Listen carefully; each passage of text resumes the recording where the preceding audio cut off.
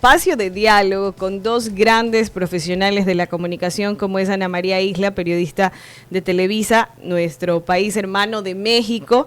Ella tiene una vasta experiencia en coberturas de noticias de última hora, noticias internacionales, y su habilidad para reportar de manera detallada e impactante la ha posicionado como una de las grandes figuras influyentes en el ámbito periodístico de este país. Y por otro lado tenemos a una ecuatoriana galardonada con 3 premios nacionales de periodismo, una grande como es Susana Morán, con sus investigaciones que han abordado temas de derechos humanos, política, justicia, crimen organizado. Ella actualmente impulsa también un laboratorio de innovación periodística.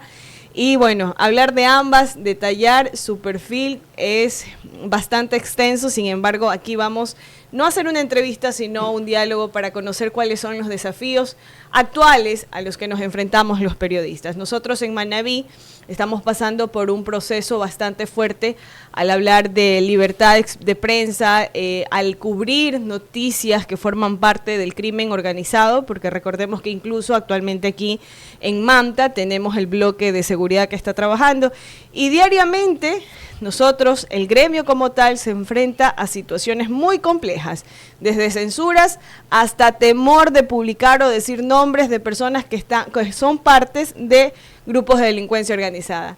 Bienvenidas, gracias por estar con nosotros en Radio Visión Manabí. En los estudios me acompaña Rodi Vélez, Roberto Reyes y quien le habla, Tanya Zambrano.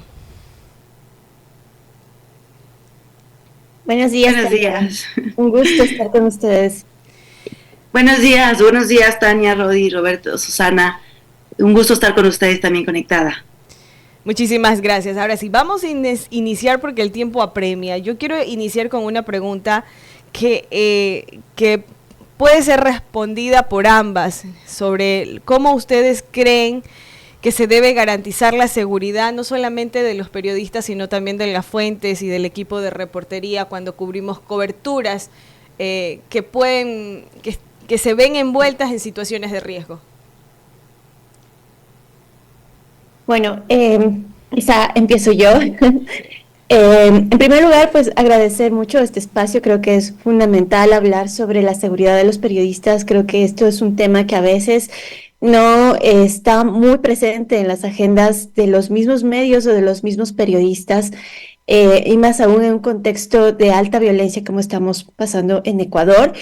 Solo para compartirles unas cifras muy brevemente, nosotros hemos registrado entre enero y junio, la Fundación Periodistas Sin Cadenas, de la que yo soy miembro, hemos registrado un total de 123 agresiones contra periodistas en Ecuador en estos primeros 6 meses, y esto incluye agresiones graves como amenazas de muerte. En este periodo hemos registrado 9 amenazas de muerte, y también 33, de este grupo hay 47 medios que han recibido alguna alerta o algún tipo de agresión.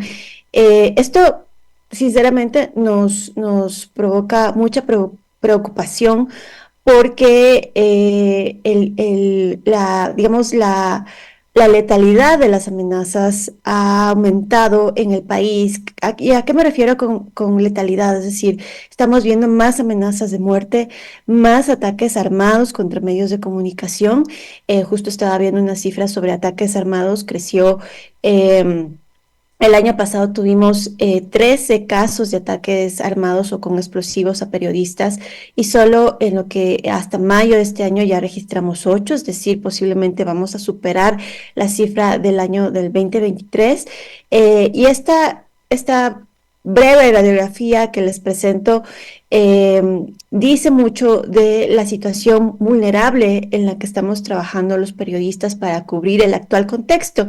Y no solamente estas agresiones o estas amenazas se presentan cuando los periodistas hablan sobre crimen organizado o hacen, digamos, investigaciones de alto perfil que pueda tocar a un político de su localidad o a un político, digamos, más de escala nacional.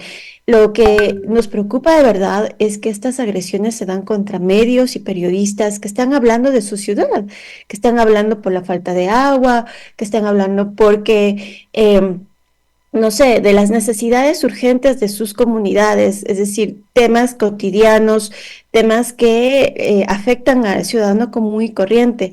Y sin embargo, aunque vemos que no son temas, digamos, que podría, entre comillas, esperarse una reacción violenta, están teniendo este tipo de agresiones y esto es lo que nos alarma, es decir, todo tipo de contenido, todo tipo de información está queriendo ser controlado por poderes que por un lado son estos poderes criminales que han crecido muchísimo en Ecuador y por otro lado, pues por poderes políticos, sobre todo poderes locales, que tratan también de evitar y censurar a través de amenazas a los periodistas y medios que están cubriendo esto. Entonces, sí es una situación preocupante. Y ahora sí, respondiendo a tu pregunta, ¿qué hacer en estos contextos? Pues hay muchas formas y pues México, los colegas mexicanos han tenido pues muchísima experiencia al respecto. Ya Ana María nos contará mejor sobre qué ha pasado allá. Pero, por ejemplo, lo que yo estoy viendo, como fundación estamos registrando que hay muchas iniciativas de los periodistas para autoprotegerse. Por ejemplo, para cubrir Crónica Roja en algunas ciudades, los periodistas que cubren este tipo de temas, lo que se han organizado, digamos, de alguna manera mucho más espontánea para ir juntos a estos lugares, no ir solos. Si alguien tiene, digamos, le llega una alerta de algún asalto, de algún crimen en algún lado, trata de confirmar con sus compañeros primero y entre todos pues verifican si esa información es real para poder acudir en grupo a estos lugares. Y esto se da particularmente en Manabí, ya que estamos con la audiencia manabita en este programa, a raíz del asesinato del periodista me parece que fue en el 2022, de Gerardo, se me va ahorita Delgado, Gerardo Delgado. Exactamente, Gerardo Delgado. Y pues el asesinato de él ocurrió cuando iba a cubrir un hecho violento, ¿verdad? Entonces ahí lo sorprendieron lamentablemente y pues ocurrió lo que ocurrió.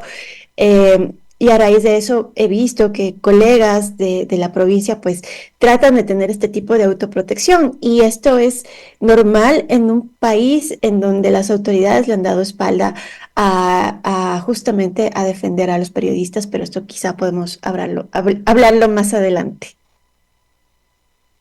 María, desde tu experiencia. Sí, Tania, Susana, agradecerles.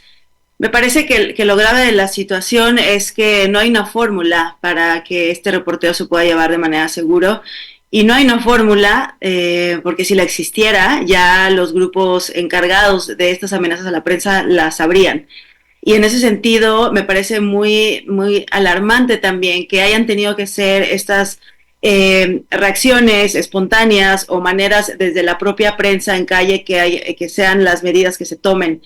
Me parece que hay una gran responsabilidad de todos los ámbitos que involucran a la sociedad, pero de inmediato pienso en que esto responde también a la crisis que está sufriendo el periodismo actualmente en la región, una crisis de credibilidad y de valor por parte de la sociedad. No puede existir un periodista que se valore si la sociedad no toma en cuenta y no aplaude o agradece lo que se está informando, no en el sentido de elogio, sino identificar que el periodismo hace un trabajo social y desde ese sentido lo está haciendo no como una voz opositora a un gobierno o a un grupo político, sino para informar a la sociedad y ayudarle a que se cree un criterio, ya sea con los medios que se informe en la ciudadanía.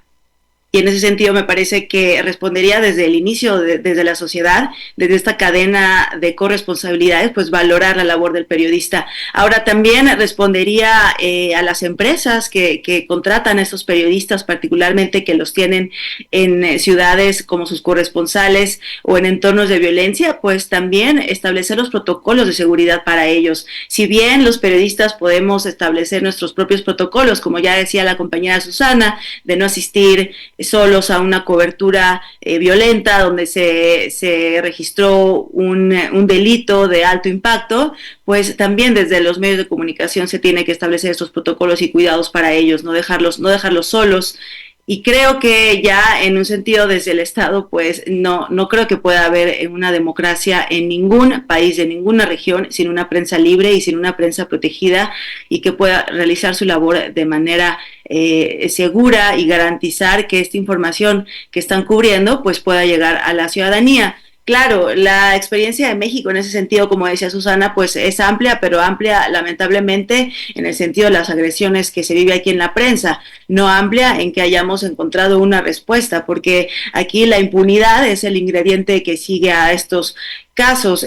Lo mencionábamos, estando allá, tuve la fortuna de estar con los compañeros de Manabí en la Universidad Laica Eloy Alfaro, compartiendo con colegas y estudiantes, pues el ingrediente, como les mencionaba, de impunidad. Ello envía un mensaje muy potente y muy peligroso para los grupos de la criminalidad organizada, ya sea gente de cuello blanco, como se llama aquí en México, o gente que está en las calles armados o que son enemigos directos, pues de que se pueda hacer lo que sea que quieren hacer con la prensa o con otros integrantes de la sociedad civil y que no hay una respuesta, ¿no? Entonces, creo que en ese sentido tendría que exigirse una respuesta por parte del Estado a una investigación certera sobre autores intelectuales y materiales de este tipo de agresiones, no simplemente dejarlos en una condena.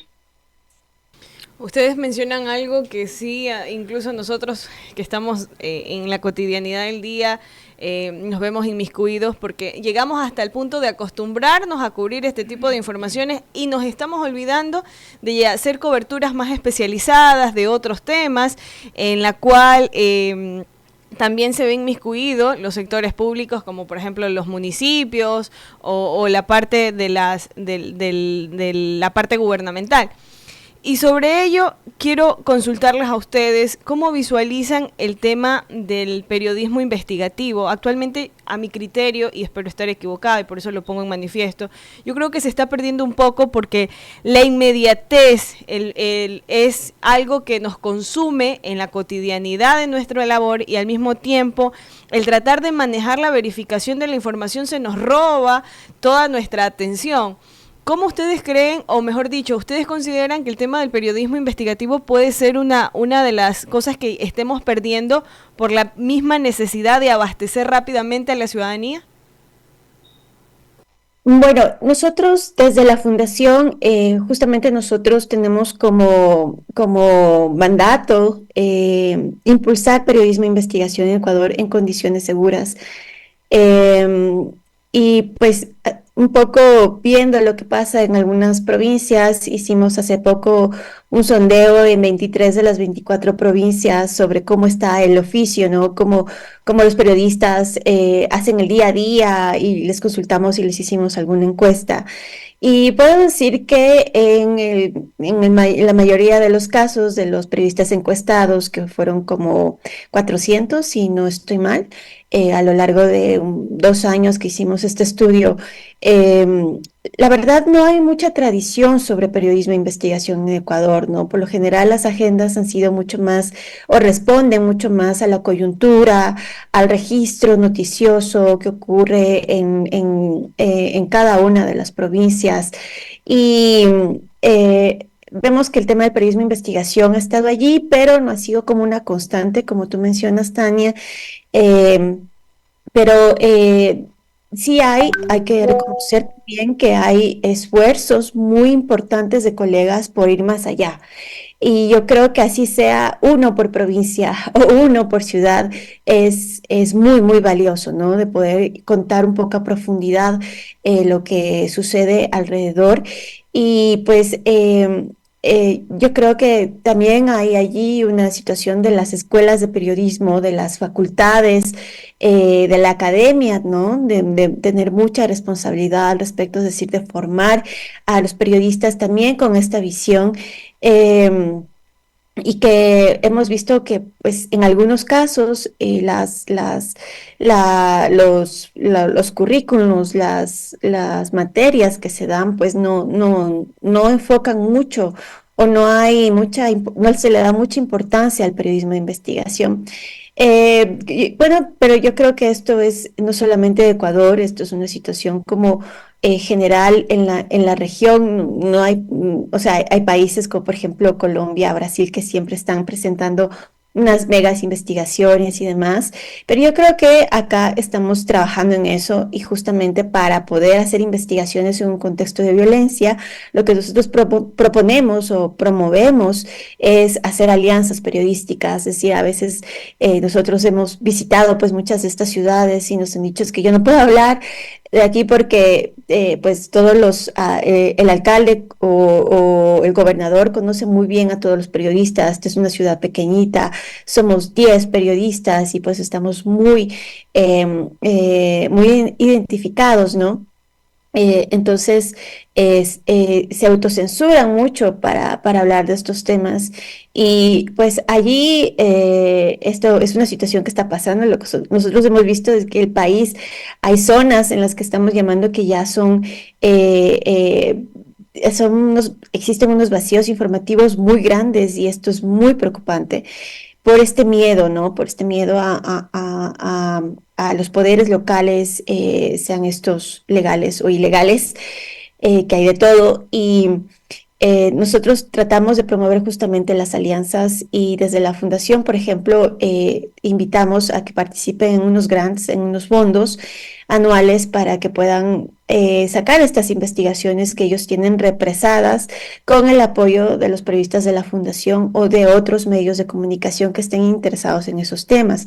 Esto es un ejercicio que lo hemos visto de los colegas mexicanos justamente y de los colegas centroamericanos, colombianos, es decir, porque pues, como decía Ana María, justamente pues la región está en este contexto y pues lamentablemente compartimos este tipo de experiencias que nos toca recoger justamente lo que nos sirva a todos, ¿no? Y las alianzas creo que es una de las mejores maneras en este momento para poder seguir manteniendo el periodismo de investigación en estos contextos altamente violentos.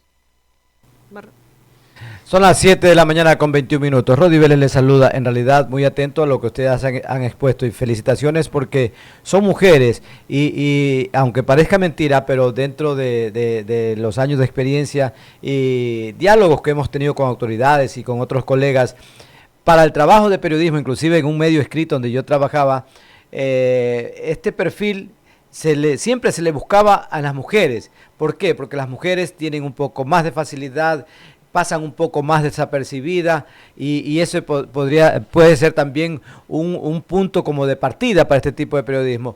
Pero hace un par de días estuvo por acá el embajador de Italia, estuvimos conversando de temas de seguridad, de aporte del país europeo al nuestro y hacía una reseña y un recordatorio que su país hace años atrás, décadas atrás, pasó por circunstancias iguales a la de Ecuador o a la de México por el tema de la mafia que había superado al mismo Estado en cuanto a sembrar el terror y el nerviosismo en el país, pero en la población. Pero esto es una lucha que él decía, es una lucha que se la ganó no tan solo con las autoridades locales. Para combatir todo aquello se debe de pedir el apoyo a las autoridades, a la prensa y a otros países, porque el problema del narcotráfico tiene varias aristas. Por ejemplo, el lugar donde se lo fabrica, los medios o los países por donde se circula o se lo transporta y finalmente el país donde se compra y se consume, que obviamente los valores son muy altos, hablamos de Europa, hablamos de Estados Unidos, de Oceanía. Entonces todo esto hace de que haya en la actualidad replanteamiento, no tan solo para las autoridades, sino también para nosotros que hacemos prensa cada día.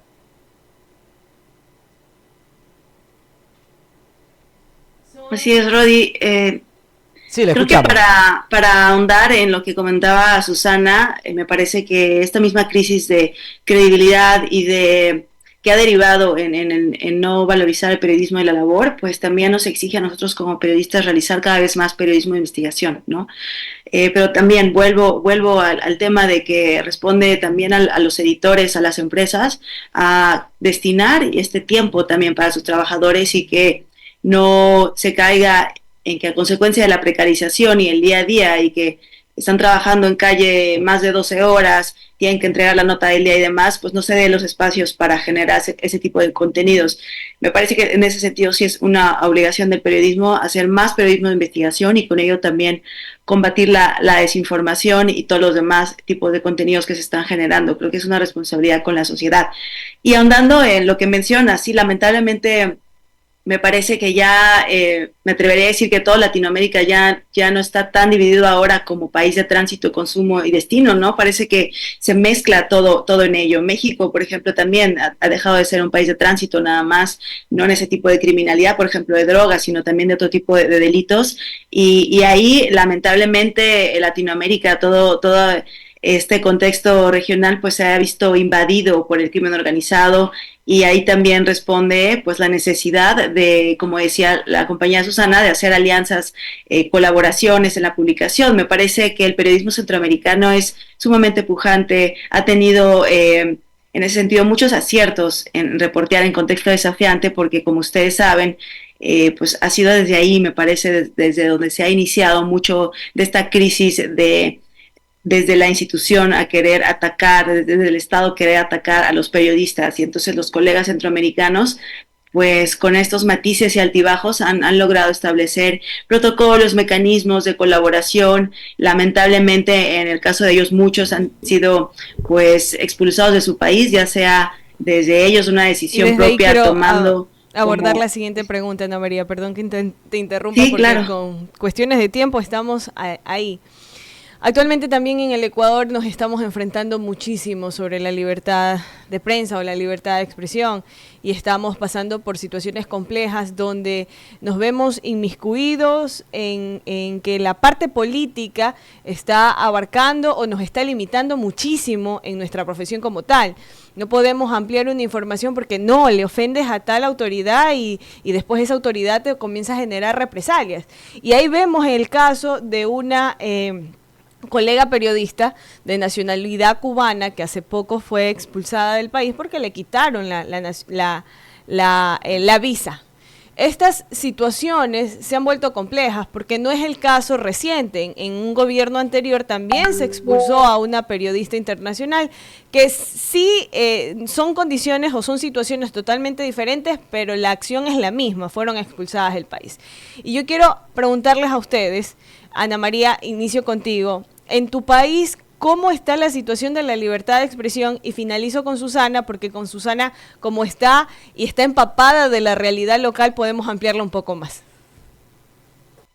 Sí, Tania. Bueno, pues creo que como lo decía al inicio, ¿no? Tanto en el país como en la región, últimamente se ha visto, digo últimamente, en la última década me parece, se ha visto cómo el periodismo se ubica como si fuera una voz opositora y en ese sentido, como mencionaba, pues es muy delicado el ejercicio del periodismo si no cuenta con primero el apoyo de la sociedad y luego si está contando con este ataque por parte de las voces que se encuentran en el poder. Yo creo que ante más ataques que se puedan recibir, la respuesta es más periodismo y en ese sentido, ya que mencionabas a la colega Londra, sería interesante ver cómo reacciona el gremio periodístico, cómo defiende en ese sentido si consideran que es un ataque a la libertad de expresión. Hay que dejar un poquito también solamente condenar y decir, bueno, lamentamos que esto suceda, sino hacer algo ya como gremio. Y lo menciono porque en México han surgido varios intentos para poder contrarrestar estas voces que desean apagar el periodismo, ¿no? Me parece que ahí la unidad tiene que ser la respuesta a esos ataques y también más periodismo. Sería interesante en ese sentido, e insisto, ver qué sucede con lo que ocurrió con la colega Londra. Si va a haber una respuesta desde el gremio, en un apoyo y exigir a la autoridad que no quiera limitar la libertad de expresión por cosas que le molestan publicarse, o si simplemente se va a quedar en decir, se lamenta mucho que esto sucedió, porque de nueva cuenta me parece que el mensaje de impunidad que se lanza desde quizá en algunos momentos la autocensura y decir no se puede hacer nada, pues también es un mensaje que llega de manera muy potente a los grupos que están intentando callar estas voces. Bueno, nosotros, evidentemente, lo que sucedió con la periodista Alondra Santiago creo que merece la condena desde cualquier punto de vista, más allá de la línea que ella tenía, digamos, o su línea ideológica y demás, porque esto sin duda no podemos como organizaciones y como periodistas justificar actos que puedan ir en contra de la libertad de prensa y la libertad de expresión en el país. Y lo que nosotros estamos o advertimos como organización es que el actual presidente Daniel Noboa está tomando un giro peligroso, autoritario hacia la prensa, pese a que él hace poquitos meses, en marzo apenas firmó las declaraciones de Chapultepec y de Salta, que son instrumentos internacionales que avalan la defensa de la libertad de expresión en un país y que nosotros vimos sí como un paso importante, pero con lo que está sucediendo en las últimas semanas es como retroceder 10 pasos, ¿no? Entonces, ese tipo de actitudes y de acciones por parte del gobierno siempre deben ser cuestionadas porque, digamos, no es el caso de la ¿no? Es el riesgo que esto se torna para cualquier periodista que pueda tener alguna posición crítica contra, en este caso, contra un gobierno nacional y contra un primer mandatario. Entonces, esto nos parece muy, muy, muy peligroso que normalicemos primero esta situación y que creamos que así debe ser, ¿no? No es normal, no es dable en una sociedad que se dice democrática este tipo de acciones autoritarias. Y no es la única agresión fuerte que hemos visto en las últimas semanas, sino también esta censura que recibió el programa Los Irreverentes, que era un programa de opinión política justamente, donde una de las periodistas, María Sol Borja, ha sido altamente atacada por sus opiniones en contra del actual presidente Noboa y que pues así es una de las periodistas pues más agredidas en redes sociales y su programa justamente fue cerrado, ella dice, por presiones al canal para que no siga este contenido, ¿no? Entonces, estas situaciones a nosotros nos alarman muchísimo. ¿Y qué es lo que podemos hacer, digamos, como gremio? Estoy totalmente de acuerdo con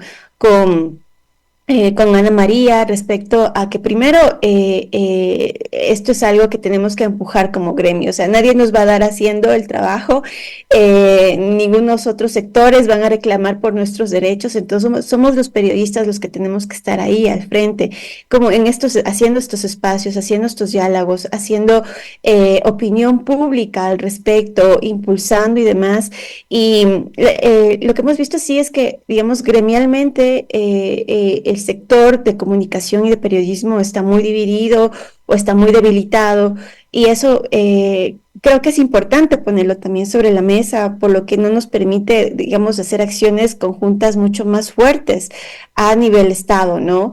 Entonces, creo que un primer llamado sería justamente trabajar de manera conjunta sobre este tipo y presionar, digamos, como gremio para que esto no vuelva a suceder, ¿no? Y tener muy claro que situaciones de censura, autocensura y más aún cuando implica una expulsión de una comunicadora fuera del país, esto sin duda debería ser rechazado por todos.